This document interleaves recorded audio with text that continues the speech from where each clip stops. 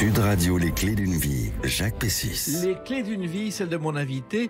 Des dizaines de milliers d'entre nous vous doivent leur naissance, et en particulier un bébé prénommé Amandine. Et aujourd'hui, c'est à votre tour d'accoucher, mais d'un livre, celui de votre vie. Bonjour, René Friedman. Bonjour. Alors, monsieur le professeur, vous publiez le dictionnaire de ma vie chez Kero, un bilan en 26 lettres d'une carrière exceptionnelle qu'on va évoquer, c'est le principe des clés d'une vie, à travers des dates clés que j'ai choisies. Et la première date, elle vous concerne directement, c'est un souvenir familial, le 23 octobre 2011. C'est une cérémonie du souvenir. Vous honorez la famille Cazenave et vous dévoilez la plaque des Justes sur la façade de l'ancienne gare routière. De Soumoulou, voilà, petit village qui a vu ma naissance et qui a vu surtout la protection de mes parents et de mon frère, qui est plus âgé que moi, et moi-même, je dirais, dans ce moment noir de la vie française, où il y avait l'occupation allemande, bien entendu. Alors, il faut savoir que les Justes par élimination, on en parle beaucoup, mais on ne sait pas toujours ce que c'est. En fait, c'est une expression du judaïsme tirée du Talmud. Et en 53, la Knesset a décidé d'honorer les Justes parmi les nations.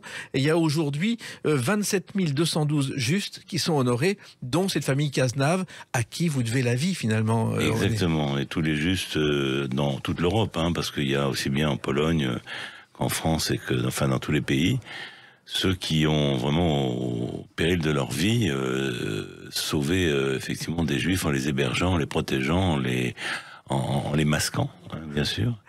Donc il nous revenait, enfin surtout à mon frère, qui avait vraiment envie de rendre cet hommage, de laisser une plaque souvenir, et puis l'inscription des noms. Vous savez comment ça se passe pour les Justes en Israël, à Yad Vashem, c'est-à-dire le lieu de mémoire. Il y a le nom justement de la famille Cazenave et de la famille Ourkabi qui nous a aidés. Alors, il faut savoir que tout commence lorsque votre père et votre mère arrivent donc à Soumoulou, qui est un village à 16 km de Pau, où il y a 400 habitants, et ils descendent d'un car, et ils vont être aidés par cette famille. Oui, en fait, ma mère, qui cherchait donc quitter un peu la ville de Pau, parce que les Allemands venaient d'arriver, c'était l'invasion de la zone libre, et donc cherchait à se mettre un peu au vert, et elle a pris le bus, elle est descendue, elle s'est arrêtée à Soumoulou comme ça, et elle est tombée sur la chef de gare, qui était Madame Cazenave, et tout de suite, ça fonctionnait entre elles. Elle lui a demandé si elle connaissait un lieu où séjourner, et Madame Cazenave a dit venez chez moi, voilà. Et du coup, on est revenu chercher la famille, et on a atterri. Et quand même, ce qui est génial, c'est que les générations à venir, on est la 4e génération d'enfants de ces deux familles qui se voient, qui s'apprécient et qui gardent le contact. Il faut savoir, René Friedman, que votre mère venait de Pologne, qu'elle ne parlait pas extrêmement bien le français. Et... Enfin, elle parlait bien français, c'est mon père qui parlait moins bien. Elle avait appris le français à l'école. Et votre père devait aller en Palestine, et finalement il est venu à Paris. Enfin, il a fait les deux. Oui. Il a quand même été en Palestine au moment de Balfour, c'est-à-dire au moment où c'est autorisé pour les jeunes. Il part à 18 ans de Pologne.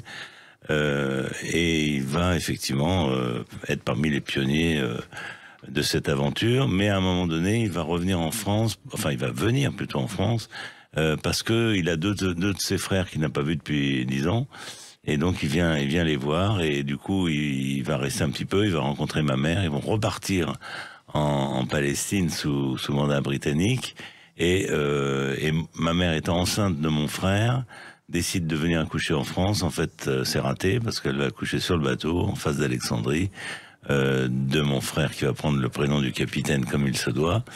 Et ensuite, ils arrivent en France en 36. Là, c'est le Front populaire, tout s'ouvre, et puis après, ça se referme très vite. Voilà. Et il se trouve que pendant ces 2 années où ils ont été cachés, il y a quelqu'un qui leur a été très utile, c'est le capitaine de gendarmerie qui habitait juste en face de la maison, car il a sauvé votre père plusieurs fois. Alors, effectivement, il avait donc discret, mais efficace. Il venait jouer avec Monsieur Cazenave aux cartes assez souvent le soir, dans ces petits villages où il n'y a pas grand-chose à faire, donc il était de l'autre côté de la route. Et avant de partir, il disait on a reçu un ordre de mission, demain il faut encore qu'on recherche des gens cachés. Enfin bon, le message était passé, et donc mon père effectivement partait dans la forêt où de temps en temps nous avons été tous ensemble, même après ma naissance. Enfin, voilà. Et votre accouchement, René Friedman, a été aussi très discret parce qu'à l'époque, les femmes enceintes, les nazis les cherchaient un petit peu. Alors, oui, l'accouchement, d'abord il était dans une maison, il était avec une sage-femme qui est venue, qui ne voulait pas partir comme il se doit médicalement tout de suite après l'accouchement. Il faut attendre 2 heures pour être sûr qu'il n'y ait pas de saignement. Aux grandes dames de mon père qui était caché derrière la cloison et qui devait attendre ce délai imposé avant de pouvoir faire éruption dans la pièce et voir ma mère et moi-même par la même occasion. Alors il faut savoir aussi qu'une trace de votre passage est toujours valable à Soumoulou puisque l'école maternelle porte votre nom, René Friedman. Oui, c'est un hommage, en fin de compte, il aurait pu s'appeler plutôt Cazenave, Cazenave Friedman à la limite. Enfin, c'est un hommage à toute cette saga qui s'est bien terminée pour nous. Ça n'a pas été le cas pour tout le monde, y compris dans les alentours, bien entendu. Même dans le village, il y a eu des arrestations et des déportations et des exécutions. Et voilà, un peu pour souvenir le dévouement de ses habitants, Soumoulou a donné mon nom, qui est une façon, enfin vous voyez, vous comprenez ce que ça veut dire. Mais pour moi, c'est leur nom qui est là.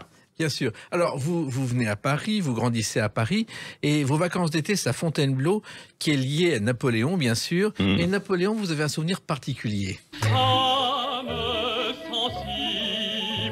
Vous avez assisté au tournage de Napoléon de Sacha Guitry, René Friedman.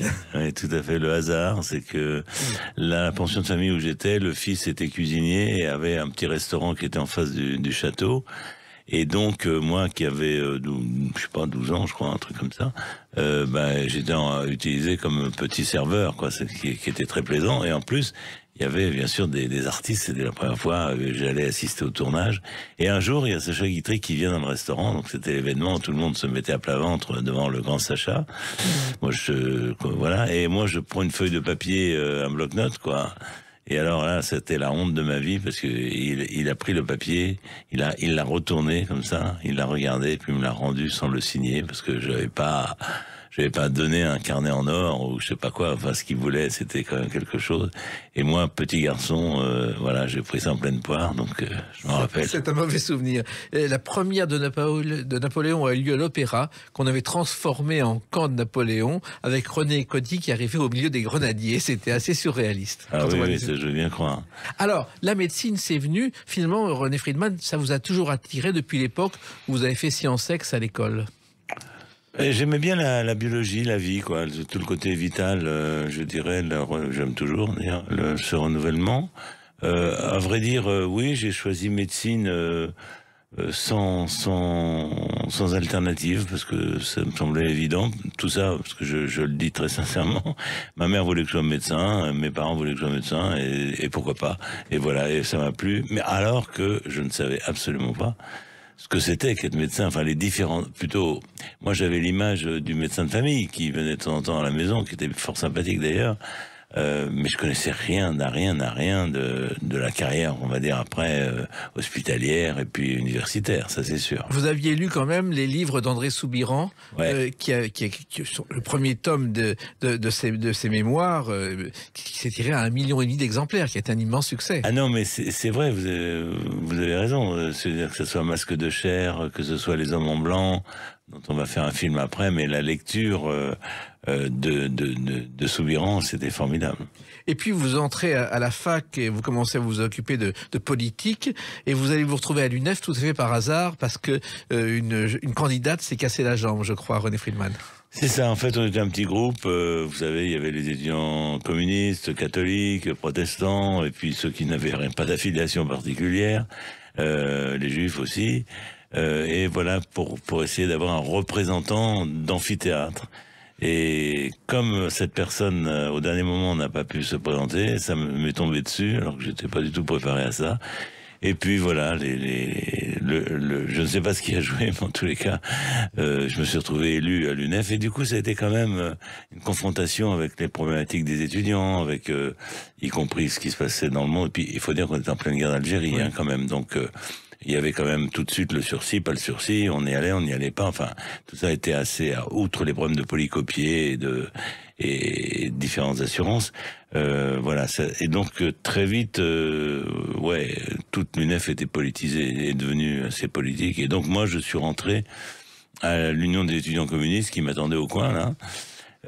Voilà, qui était une union des étudiants communistes libéraux. Hein. Oui. D'ailleurs, on l'appelait les Italiens. Alors, il y a des gens que je vais connaître toute ma vie, y compris Bernard Kouchner qui était là, et beaucoup d'autres, Gérard Chawat, Axel Kahn, tout ça, on était dans la même cellule, comme on dit. Hein. Il y avait Jean Chalit aussi. Alors, Jean Chalit, un délice. Lui, il s'occupait d'organiser les voyages, la culture. Hein. Et c'était le journal Clarté qui était vendu à la criée et avec beaucoup de succès au quartier latin, entre autres. Et Jean Chalit, que je vais retrouver 50 ans plus tard, alors que on redémarre les conversations comme si on s'était quitté la veille. Et bien sûr que j'ai une touche sentimentale pour lui, parce que il a organisé un voyage des jeunes étudiants en Sardaigne, où je vais me retrouver et je vais rencontrer celle qui va devenir ma femme. Elle l'est toujours depuis 60 ans. Et donc, voilà, c'est une longue histoire. Et c'est vrai que si Jean n'avait pas organisé ce truc-là, voilà. Enfin, après, vous savez, c'est toujours le hasard, la providence. On peut toujours réfléchir sur les causes. Mais ça a été une belle histoire parce qu'il y avait des gens comme Goldman, comme Serge Julie. Enfin, c'était des jeunes qui avaient déjà une pré-personnalité, si ce n'est pas une personnalité, et qui vont ensuite être actifs dans le mouvement de société. Donc, c'était un bon groupe, enfin, c'était un bon côtoiement. Voilà, et justement, il y a eu d'autres événements qui se sont passés autour de la société. On l'évoque dans quelques instants avec une autre date, le 3 janvier 1966. À tout de suite sur Sud Radio avec René Friedman. Sud Radio, les clés d'une vie, Jacques Pessis. Sud Radio, les clés d'une vie, mon invité René Friedman. Nous parlerons tout à l'heure du dictionnaire de ma vie chez Kero, mais on en parle en filigrane à travers ces souvenirs qu'on évoque à travers des dates, parce que certains événements, dont celui dont je vais parler, figurent dans ce livre. 3 janvier 1966, il y a une conférence qui est entrée dans l'histoire, la conférence de la solidarité des peuples d'Asie, d'Afrique et d'Amérique latine, 82 pays du tiers-monde à la Havane, et vous y êtes. C'est-à-dire que à ce moment-là, évidemment, on avait une espèce d'ouverture sur le monde. On avait le sentiment que le monde entier était en train de bouger et que voilà, on ne pouvait pas ne pas être à l'écoute de tous ces peuples qui se réveillaient, qui se découvraient et qui sortaient du joug, on va dire, de l'impérialisme et du colonialisme outrancier. Voilà, donc là aussi, la chance a voulu qu'on a pu organiser un voyage de jeunes témoins et que j'ai découvert donc dans les bons moments que j'ai découvert Cuba, qui était pas encore le Cuba qui va se durcir et devenir stalinien, quoi, pour parler clair, avant de devenir pire que ça peut-être. Donc à ce moment-là, tout était possible. Surtout avec des figures tutélaires comme Che Guevara, Camilo Cienfuegos, et bien sûr Fidel Castro, que j'ai eu le plaisir, parce que j'étais juste en dessous de lui, d'écouter pendant 4h30 d'affilée.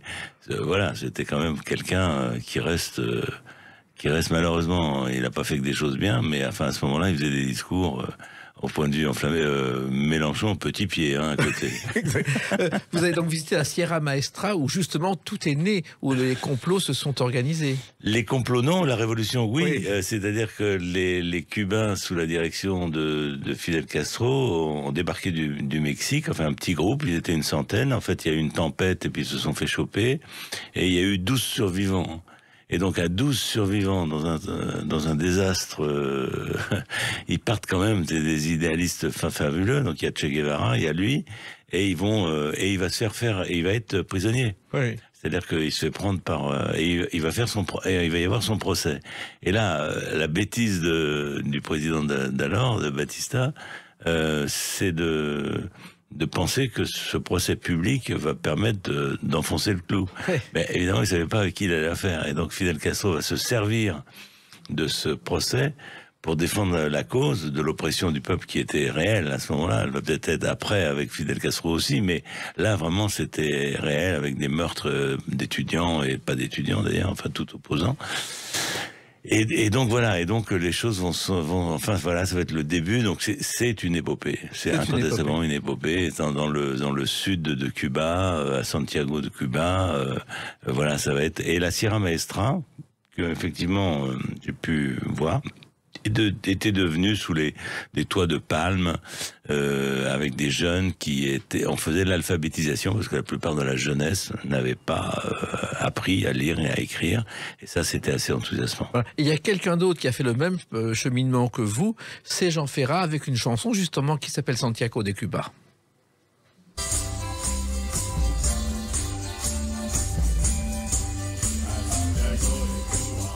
Je ne sais pas si vous connaissez cette chanson de Jean Ferrat. En fait, il est allé à peu près en 64 dans le pays. D'ailleurs, la moustache qu'il porte, elle vient de ce pays. Et il a remarqué combien les gens étaient illettrés. Et il a commencé à dénoncer tout ça. Je ne sais pas si vous le saviez. Non, je savais pas ce côté-là, mais je connais la chanson. Ce qu'il y a, c'est que moi, j'ai des souvenirs tellement drôles.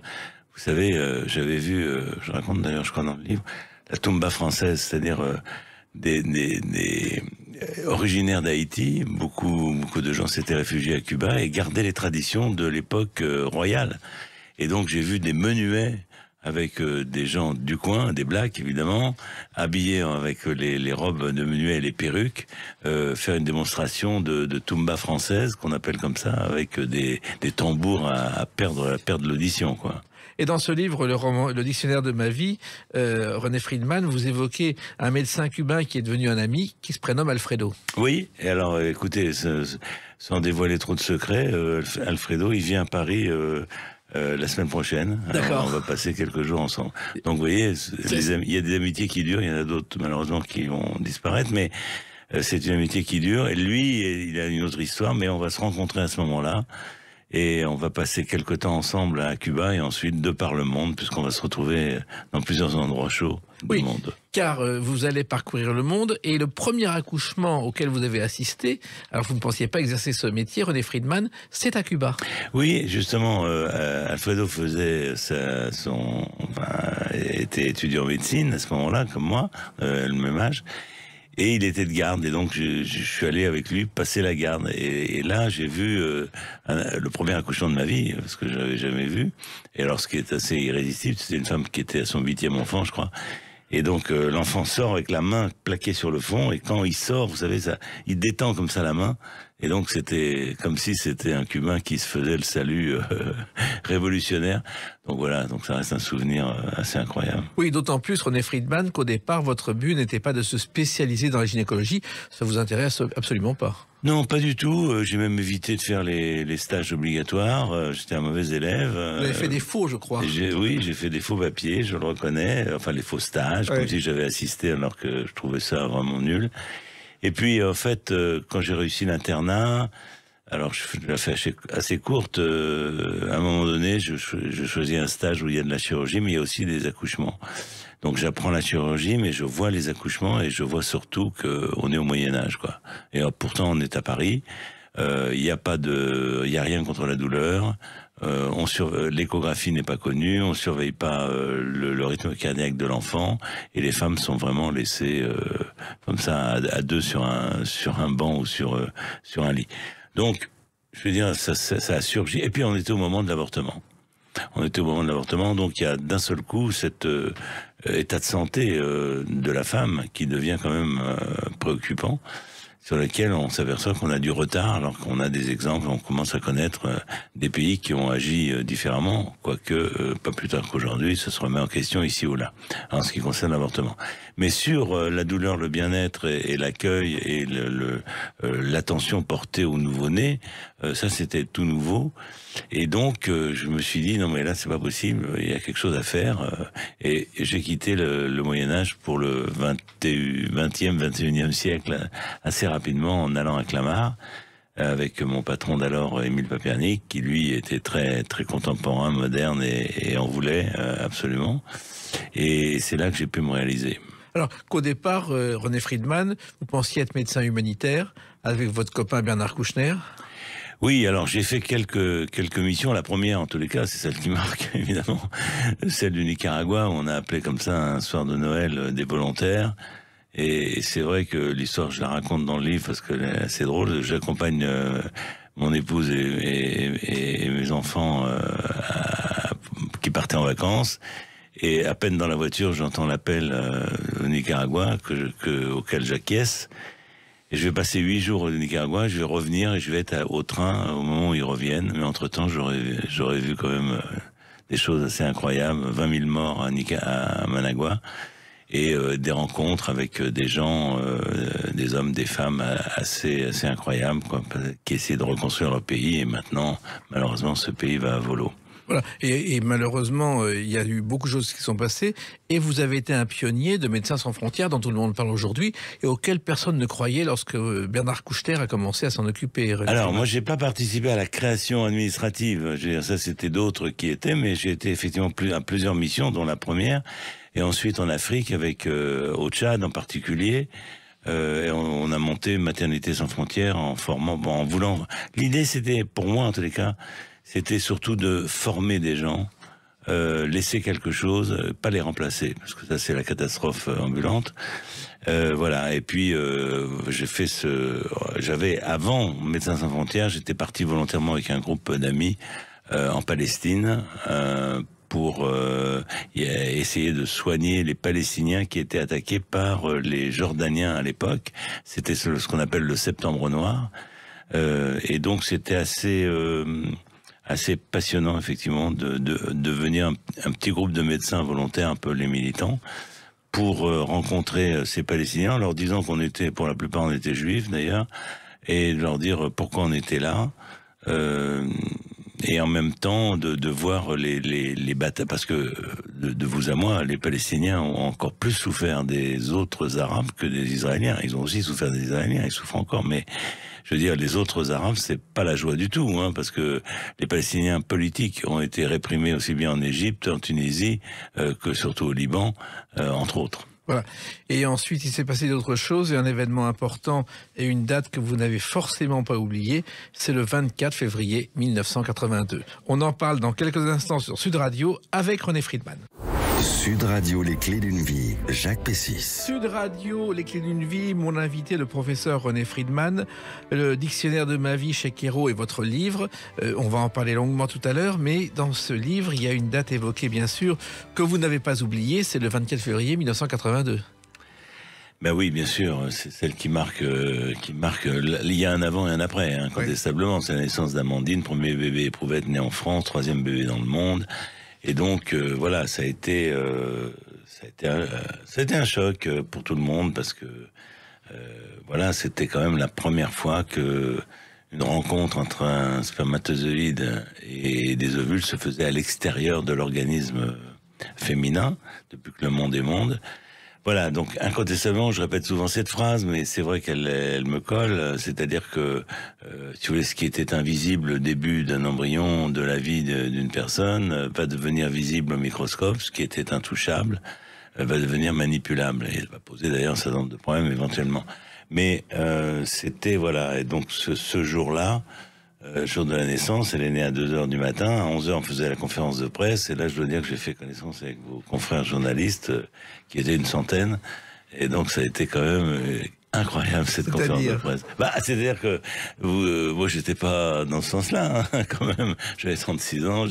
Voilà, mais il y avait une foule de journalistes avec tous les micros tendus, il faut résister à ça. Oui, d'autant plus, René Friedman, que vous aviez gardé le secret et même imaginé un faux accouchement ou un autre accouchement pour qu'on ne sache pas que Amandine allait naître. Oui, parce que s'il y avait eu 2 fausses couches auparavant, finalement, c'est dur à garder un secret pendant 9 mois, surtout de cette importance. Et puis, il y avait beaucoup de journalistes, de paparazzi qui traînaient par-ci par-là, donc on savait que quoi. C'était sans doute probable. Et donc j'avais marqué sur le tableau noir de l'entrée de salle de naissance césarienne Madame X le 28. Voilà. Donc tout le monde se tapait du coude et disait bah c'est ça, c'est là que ça se passe. Oui. Donc du coup ça baissait un peu la pression. Mais moi je savais que son dernier jour normal était le 24 et elle a attendu le dernier jour. Et elle s'est mise en route naturellement, sans aucune intervention, le 24. Voilà. Et vous allez être revenu le soir. Alors, j'ai monté tout un scénario que vous avez lu dans le bouquin, parce que je raconte cette partie un peu drôle. Voilà, une de mes secrétaires qui devait être césarisée le lendemain matin, Marie-France, a accepté que j'avance, je lui ai expliqué le pourquoi, hein, avance la césarienne vers 11h, parce que moi je sortais de la salle et je voyais à peu près quand est-ce que ça se passait à la dilatation près. Mais il fallait encore attendre et il fallait que je justifie que je reste la nuit. Donc c'était ma secrétaire que je césarisais. Et cette maman d'Amandine, la maman d'Amandine, était la cousine d'une de mes sages-femmes, soi-disant la cousine. Donc voilà, ça justifiait le fait que d'autres personnes que l'équipe de garde, parce que sinon, pourquoi il y aurait un anesthésiste, une sage-femme et un médecin en plus de l'équipe de garde? Et c'est passé complètement à l'as, enfin personne n'a rien vu.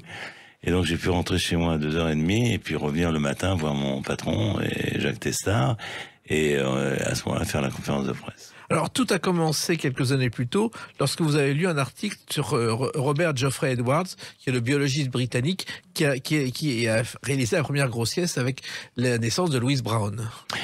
Oui, il faut dire que à ce moment-là, donc moi j'étais surtout chirurgien, je fais accoucheur, et puis comme chirurgien, on essayait de réparer les trompes des femmes qui étaient souvent infectées, parce que c'était une période où il n'y avait pas de préservatif, il n'y avait pas de... On connaissait mal les MST, les rapports sexuels s'étaient libéralisés après 68, et donc il y avait beaucoup d'infections. Et la chirurgie, la microchirurgie la plus douée soit-elle, exercée de façon remarquable, ne peut pas régénérer un tissu qui est atteint, qui est infecté. Et donc on passait beaucoup de temps, beaucoup d'efforts pour, faut bien le dire, beaucoup d'échecs. Et quand je suis comme universitaire, je lisais la presse médicale spécialisée, je suis tombé sur cet article-là, et je me suis dit, mais c'est ça qu'il faut faire. Ça fait tilt. Et donc, voilà, on a commencé avec l'accord de mon patron. J'ai pu recruter Jacques Testard, Andine Boncel était déjà là. Ce sont des biologistes, et on va créer un petit groupe qui va essayer d'avancer pas à pas. Je vais aller rencontrer Bob Edwards. Et je vais partir en Australie, parce que les Australiens sont assez avancés. Je vais partir là-bas pour apprendre et mettre au point avant de rentrer et de pouvoir créer une partie de la petite histoire. Et vous êtes un pionnier, René Friedman, parce qu'à l'époque, peu de personnes s'intéressaient au sujet et y croyaient. Non, il y avait effectivement, dans la réunion qu'avait organisée en 81, Bob Edwards, on est, pour le monde entier, on est 25, quoi. On est 25, il y a une photo que j'adore, évidemment. On est 25, dont quelques Français, l'autre équipe française qui était là. Et puis les Américains, enfin voilà. Et maintenant, cette même réunion-là, eh bien, quand il n'y a pas de Covid, il y a à peu près 15 000 personnes, quoi. Oui, c'est autre chose. Il faut savoir que la naissance de Louise Brown, il y avait une photo exclusive, et que le Daily Mail, le grand journal anglais, l'a acheté pour à peu près 600 000 € en exclusivité. Oui, alors les Anglais, là, autour de cette histoire de Louise Brown, il y a eu beaucoup d'histoires d'argent, ce que nous, on a pu, grâce à la ligne de conduite, en tous les cas des parents d'Amandine, et sans doute un peu la nôtre, je dirais, on n'a pas du tout touché la partie financière. On a voulu que ça soit une information, que ça soit une diffusion, et que ça soit une compréhension. Hein. Parce que vous savez, la petite Louise Brown est devenue après un peu je veux pas dire... Enfin, elle participe à des congrès, à des foires, elle signe ses livres. Enfin bon, moi ça me plaît pas du tout sur le plan éthique, et comme vous le savez, on va peut-être en parler... La progression médicalement assistée, il y a nécessité d'éthique à tous les niveaux. Mais là, vous avez réussi quelque chose qui était administrativement très compliqué. Alors, finalement, si je dois dire la vérité, je ne l'ai pas vécu comme compliqué. Je vis maintenant comme compliqué toute demande d'évolution ou de modification ou de tout ce qui concerne la recherche et l'innovation. Mais à l'époque, on était un peu hors standard et hors procédure, hors millefeuille administratif. Et je dois dire que non, il suffisait d'être convaincu, d'avoir des bonnes idées. Moi, par exemple, avant l'histoire d'Amandine, je suis venu plus de 20 fois, 30 fois, la nuit, le week-end, le soir, faire des interventions. Personne ne me demandait rien, ni l'anesthésiste qui endormait, ni mon patron qui me soutenait, ni Jacques Testard qui était aux commandes en biologie. Et voilà, on était poussé par une espèce de certitude qu'on avait, mais on n'était pas en train de demander les autorisations à tout point, les consentements, enfin, mais on faisait rien de mal, on le faisait de bien même, mais pas administrative. Ah, exactement, c'était autre chose. Et l'histoire a continué puisqu'Amandine a eu un enfant. Deux enfants. Et c'est vous qui avez procédé à l'accouchement. Oui, ça a été un plaisir de se retrouver dans la boucle. Voilà. Voilà. Et grâce à vous, finalement, cette médecine a progressé et ça a continué avec des jumeaux. Il y a eu Sarah et Guillaume. Ah oui, là, on reprend c'est-à-dire que voilà, l'équipe de l'hôpital de Clamart, avec donc les gens que j'ai cités tout à l'heure, et moi-même, on était très très toniques et on voulait vraiment répondre à toutes les questions qui se posaient au fur et à mesure. Donc c'est vrai que Clamart a été pendant 20 ans un peu en France, a fait pas mal de ce qu'on appelle entre guillemets des premières, c'est-à-dire qu'a initié, que ce soit les enfants nés par congélation, par diagnostic préimplantatoire, par maturation in vitro. Tout ça sont des situations très particulières qui n'existaient pas et qu'on a réussi par notre dynamisme, il faut bien le dire, à débloquer la congélation ovocitaire aussi.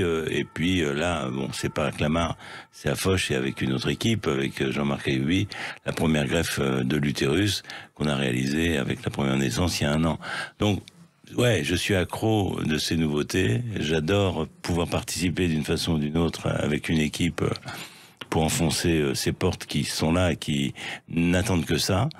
Et en plus, c'est un domaine passionnant parce que on connaissait pas grand-chose au 19e siècle, au 20e siècle. On connaît un petit peu plus, mais il en reste encore beaucoup. Oui, et justement, bon, la France a été dans le peloton de tête grâce à vous et grâce à vos équipes. Aujourd'hui, c'est peut-être un peu moins bien, alors qu'il y a des tas de choses à faire, René Friedman. Oui, aujourd'hui, c'est vraiment tellement dommageable que l'idéologie et les problèmes politiques, parce que les lois de bioéthique qui sont spécifiques à la France et pas à d'autres pays, mettre en jeu, indépendamment du contenu du sujet, des problèmes de relations entre groupes politiques pour avoir la majorité ici ou là, je te donne ceci, tu me donnes cela. Enfin bon, vous voyez ce que je veux dire.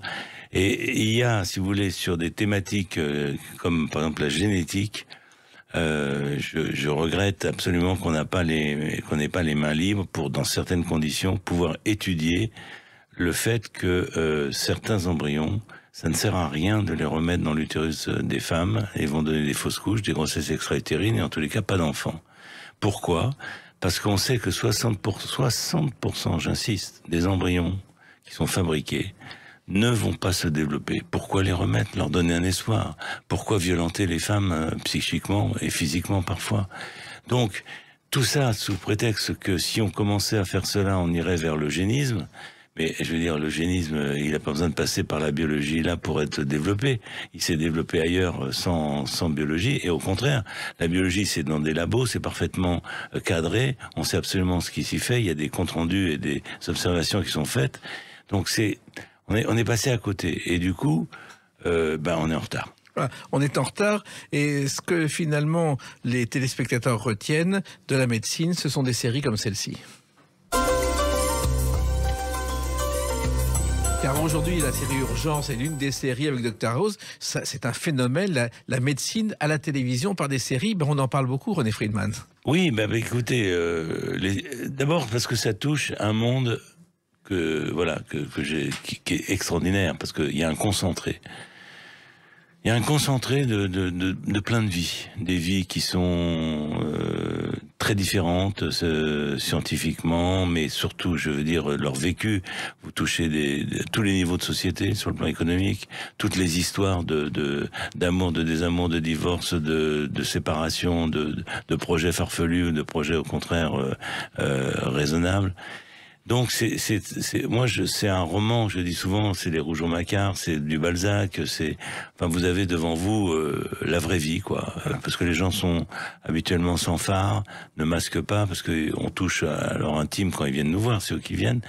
Et ce projet d'enfant est quelque chose de très prenant. Des fois, il va trop loin. Et il faut aussi pouvoir le dire, c'est-à-dire qu'il met en danger l'équilibre, soit de la personne, soit du couple. Il faut pas non plus qu'on tombe dans l'acharnement thérapeutique. Il faut pas non plus qu'on voit le couple, la femme avec simplement ses ovaires ou son utérus. C'est une personne. Il faut essayer de l'apprécier. Il faut du temps. Il y a toute une humanité. Donc c'est un métier formidable. Et en plus de ça, Ça, c'est ouvert sur le monde. Et en plus de ça, c'est un monde clos, au moins pendant un certain temps. Je dis, et je le répète souvent, les gardes, parce que j'en ai fait des gardes, oui. Quand vous passez la nuit avec le personnel de nuit, qui souvent a des histoires un peu particulières, de vie, j'entends, et que vous mangez un petit morceau ou un café à 2 heures du matin, dans ce silence particulier, et que vous allez ensuite aller dans la salle de naissance pour procéder à aider une femme à accoucher. Voilà, ce sont des choses qui... C'est incommensurable, ce sentiment de vie, quoi. C'est la base aussi des séries télévision.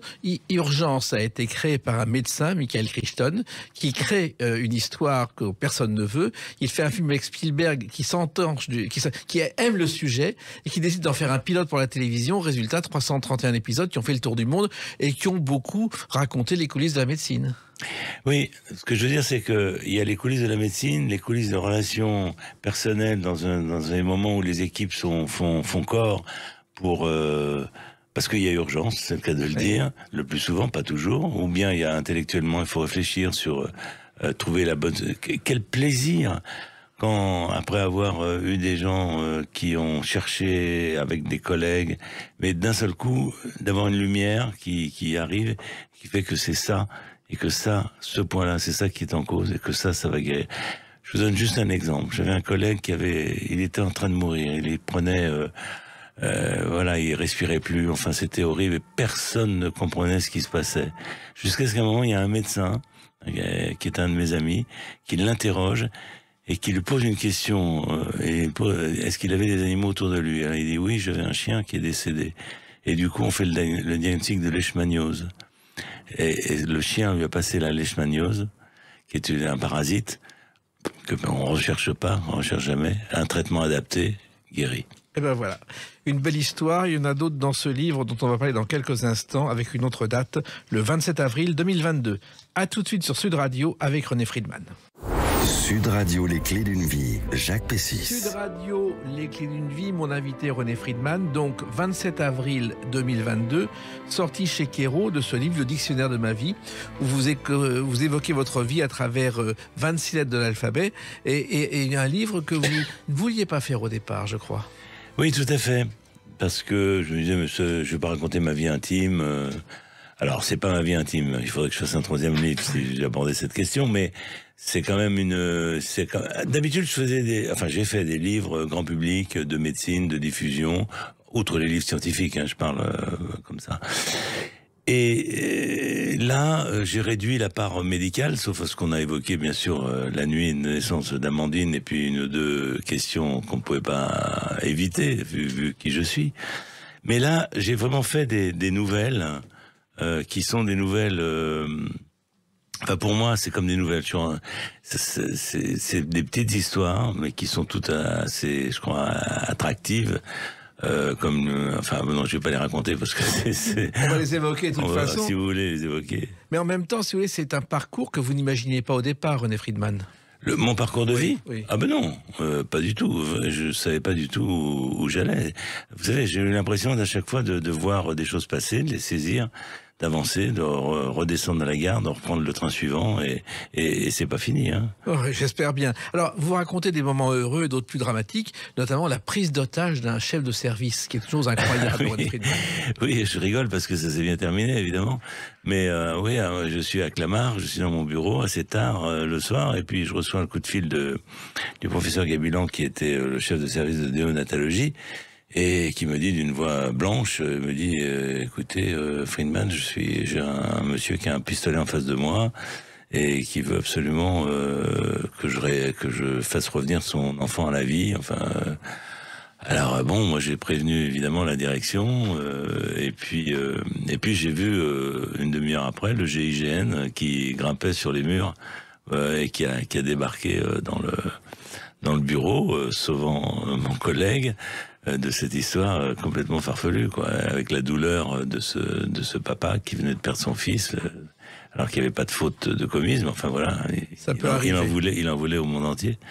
Et vous avez vu aussi débarquer beaucoup de gitans, René Friedman. Alors ça, c'est plutôt les côtés absolument extraordinaires, c'est que Quand il y a eu l'inauguration de Clamart, qui n'était pas encore constitué, mais c'était le préfet, les sommités, comme on dit, arrive une femme qui se tient le ventre et qui vient pour accoucher. Donc la sage-femme en chef, qui s'appelait Dauphin, la met dans une chambre qui n'est pas du tout préparée, elle accouche d'un enfant, et cette dame, de façon assez incroyable, s'appelait Madame Déméter. Et Déméter, c'est le nom de la déesse de la fécondité. Donc, pour une ouverture de maternité, on peut difficilement faire mieux.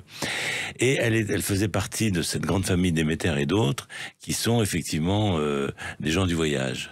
Et du coup, ayant été bien accueillis, ayant vécu cette belle histoire, eh ben, ils sont tous venus assez souvent. Et ce qu'il faut savoir, c'est que dans cette population, quand il y a une jeune fille, parce qu'elles sont souvent très jeunes pour le premier, quand elles accouchent à l'hôpital, toute la famille est là. C'est vraiment la chanson c'est pas la maman d'Aznavour, c'est pas pour le décès, c'est pour la naissance. Ils peuvent rester toute la journée à 50 dans le couloir, ils vont attendre la naissance de l'enfant. Et moi, je connaissais bien le rituel à la fin, parce que je l'ai vu plusieurs fois. Et donc, une fois que l'accouchement a eu lieu, le papa, aussi un jeune garçon, parce que c'est toujours valable ça pour les premiers, va prendre l'enfant dans les bras et va sortir dans la salle d'attente ou dans la cour où il y a cette foultitude. Et moi, connaissant cette histoire, je me suis mis avec l'appareil photo derrière lui et je vois toutes les femmes arrivent les premières, mais les hommes aussi, mais les femmes courent dès qu'elles le voient arriver. Et je veux dire, c'est comme un essaim d'abeilles, vous voyez, qui est autour avec des yeux sur cet enfant qui vient de naître. Et je trouvais que il fallait le préserver, même s'il y avait quelques ronchons qui disaient, mais il bouche le pachasse, on peut pas passer, enfin tout ça. Mais c'était tellement merveilleux Et alors, une fois que l'enfant est né, qu'ils l'ont vu, tout le monde disparaît, on retourne à ses occupations. C'est comme un essaim d'oiseaux qui s'envolent. Et le printemps est là. Vous parlez d'Aznavour, justement, il y a une chanson qui est très célèbre sur les voyages. Emmenez-moi au bout de la terre, emmenez-moi au pays des merveilles. Et là, vous en avez fait René Friedman, et Aznavour, c'est l'Arménie. Eh ben justement, figurez-vous que je vais la semaine prochaine, dans 15 jours plus exactement, je retourne en Arménie, je vais au Brésil la semaine prochaine. Le Covid commençant à baisser un peu les bras, on reprend les voyages. Les voyages, pourquoi? Parce que, d'abord, j'ai eu la chance d'avoir 348 stagiaires pendant ma responsabilité professionnelle. Donc, j'ai des élèves, entre guillemets, à peu près partout dans le monde, avec qui, nombreux, on a tissé des liens, on a gardé le contact. D'ailleurs, il y a des Péruviens qui arrivent au début juin. Enfin, voilà, il y a une espèce de lien, d'amitié qui a dépassé le lien professionnel. Et qui est quand même assez extraordinaire. Et moi, j'adore les voyages parce que j'adore les cultures, j'adore les musiques, j'adore les façons de penser, les façons de s'habiller, le culinaire, enfin, tout ce qui est nouveau. Voilà, je suis attiré par le nouveau. Alors, l'Arménie, ça a été quand même compliqué. Il faut savoir que Aznavour s'est occupé de l'Arménie au moment du tremblement de terre, qu'aujourd'hui, il y a un musée Aznavour, une fondation Aznavour en Arménie dont son fils Nicolas s'occupe. Mais vous avez fait un voyage assez pittoresque dans un avion surchargé, je crois. Bah, c'est là qu'on amenait, enfin, c'était incroyable. Quand je suis arrivé à Erevan, il y avait rien. Voilà. Il y avait pas d'essence, il y avait pas de chauffage, c'était en plein hiver. Au point que quand je faisais une démonstration opératoire dans un hôpital, et en ouvrant le ventre, puisque c'est comme ça qu'on faisait, il y a de la fumée qui sortait dans cette salle d'op. Et qu'à un moment donné, le bloc électrogène tombait en panne et que donc, d'ailleurs j'ai une photo là parce que c'est drôle parce qu'on a des grands chapeaux. C'est pas des calots à la française, mais c'est des grands chapeaux de cuisiniers un peu dans les hôpitaux et des infirmières qui tenaient des espèces de grands cierges. Prêt à être allumé dès qu'il y avait une panne pour y voir clair, parce qu'on n'y voyait rien, il fallait pas que ça tombe dedans. En plus, il y avait une espèce de coupelle il fallait pas pencher la grosse bougie. Enfin voilà, c'était épique, quoi. C'était épique totalement. Et alors le soir, on va dans un restaurant et puis les gens se mettent à danser et à jeter de l'argent. Je me dis mais qu'est-ce qui se passe dans ce pays? Ils sont fous. On gèle, ils jettent de l'argent et tout ça. Et en fait, ils jetaient l'argent parce que c'était une dévaluation du rouble. Donc l'argent ne valait plus rien. Et donc ils dansaient dessus. Donc ce côté slave sympathique, quoi. Je veux dire, je l'ai vécu de près. Alors, autre anecdote dans ce dictionnaire de ma vie de René Friedman, c'est un voyage à Lambaréné, au pays de Dr Schweitzer. Absolument.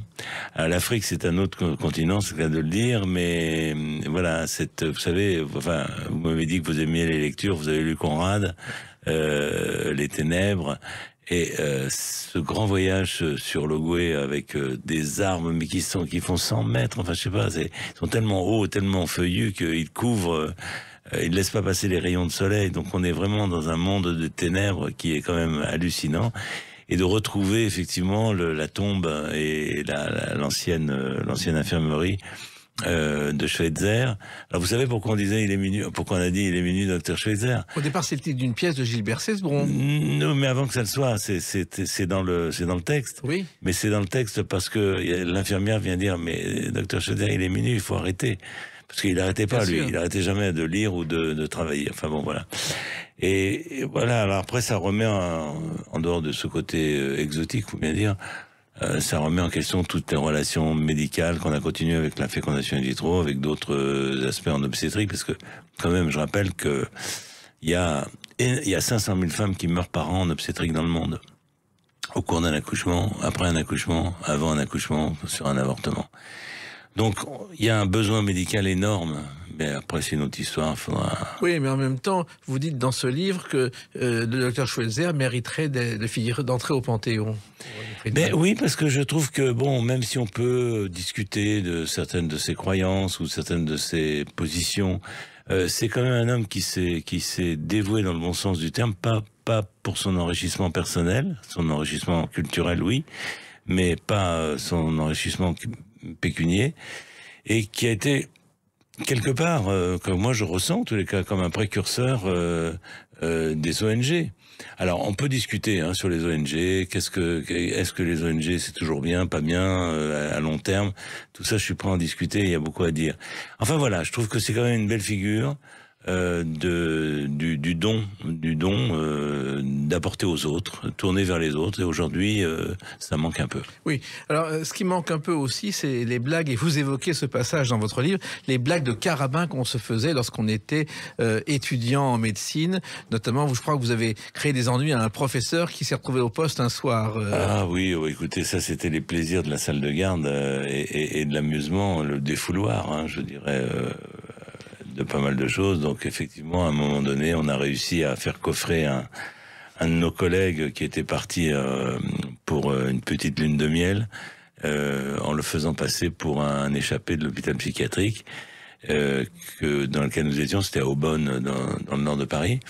Et effectivement, il a été chopé. Et alors, la police a téléphoné, mais nous, on était au standard, et donc on répondait oui, il y a un qui a ce nom-là qui se fait passer pour un médecin qui ne l'est pas du tout. Enfin bon, voilà, des blagues comme ça, on en a fait des tonnes, y compris le fait qu'on avait réussi la première greffe de vessie de porc chez l'homme, et quand les journalistes qui sont arrivés à fond la caisse tout de suite, France Soir à l'époque sortait 3 fois par jour, et nous disent mais pourquoi vous avez fait cette intervention? On dit mais parce que les hommes sont tous des cochons. Voilà. C'est l'époque aussi où les médecins chantaient des chansons de corps de garde, ce qui a réussi à Patachou, car un soir son cabaret de Montmartre ne marchait pas, des médecins viennent, elles chantent des chansons de corps de garde avec eux, et ça a lancé le cabaret. Ah ben, vous m'en apprenez. C'est devenu une histoire. Et puis vous évoquez aussi le Covid, car le Covid, vous avez failli y passer alors que vous étiez vacciné, René Friedman. Alors j'étais en cours de vaccination, c'est-à-dire ça s'est fait concomitamment, donc c'est pour ça que j'ai un peu de retard à l'allumage et au diagnostic, parce que comme je venais de me faire vacciner, j'ai cru que c'était pas ça. En fait, c'était ça, et donc voilà, oui, j'ai eu les poumons qui étaient à 75% qui étaient pris. Donc j'étais en réanimation pendant 15 jours. J'ai apprécié d'ailleurs la façon dont j'ai été traité, qui était égale à tous les autres, mais qui était exceptionnelle. D'une part, j'étais hospitalisé à Foch, en milieu connu, quoi. Mais j'ai eu peur. J'ai eu peur de mourir, pour parler clair. Je venais de perdre un de mes amis, peu de temps avant. Un deuxième était très mal en point et allait d'ailleurs décéder lui aussi. Voilà, il y a un moment donné, vous dites, je suis peut-être au bout de la piste, quoi. Donc, écoutez, la chance a voulu que je m'en sorte, que d'abord j'étais bien traité parce que j'ai testé un nouveau médicament qui Je ne sais pas si c'est lui pour l'instant, mais en tous les cas, voilà. C'est derrière, j'ai pas de séquelles. Grande chance. Voilà. Et en même temps, vous dites dans ce livre combien vous avez été énervé par les médecins qui ont fait des plateaux de télé plutôt que de soigner les malades. Ah non, mais c'est pas ça. C'est vraiment scandaleux l'histoire de Raoult et d'autres. Je veux dire les quatre mousquetaires de la connerie, comme je dis, qui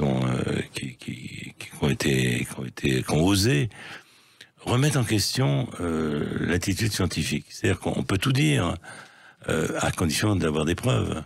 Mais quelqu'un comme Raoult, je dirais, a été très négatif. Il a empêché. Il pourrait être attaqué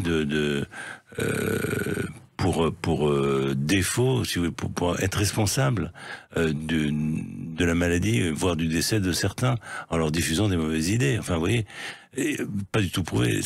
Non, ce qui est terrible, c'est qu'on passe son temps, les universitaires, à essayer d'écrire des articles documentés. On fait les pour et des contre et des bilans et tout ça. Et on a fermé le XVIIIe siècle où les médecins disaient « mais moi je pense que ». Comme ça, sur le bout du nez, sans rien prouver. On peut avoir des convictions, bien sûr, il faut en avoir d'ailleurs, mais il faut les démontrer. Et ça, l'attitude scientifique, la parole scientifique, il faut la valoriser contre le charlatanisme. Vous avez, je crois, signé plus de 500 publications internationales et vous allez continuer, René Friedman. J'espère surtout que c'est les jeunes qui vont prendre la main. Là, je vais essayer de les aider. En tous les cas, vous voyez, comme je vous racontais, les voyages, les aventures. Voilà, 26 lettres de l'alphabet. Finalement, c'est pas beaucoup par rapport à tout ce que j'ai à dire, donc je vais peut-être devoir inventer d'autres lettres d'alphabet. Je pensais, en tout cas, je recommande à celles et ceux qui nous écoutent ce livre, ce dictionnaire de ma vie chez Quérault de René Friedman. C'est à la fois émouvant, passionnant et drôle. Merci d'avoir écrit. Merci de votre invitation. Merci, les clés d'une vie, c'est terminé pour aujourd'hui. On se retrouve bientôt. Restez fidèles à l'écoute de Sud Radio.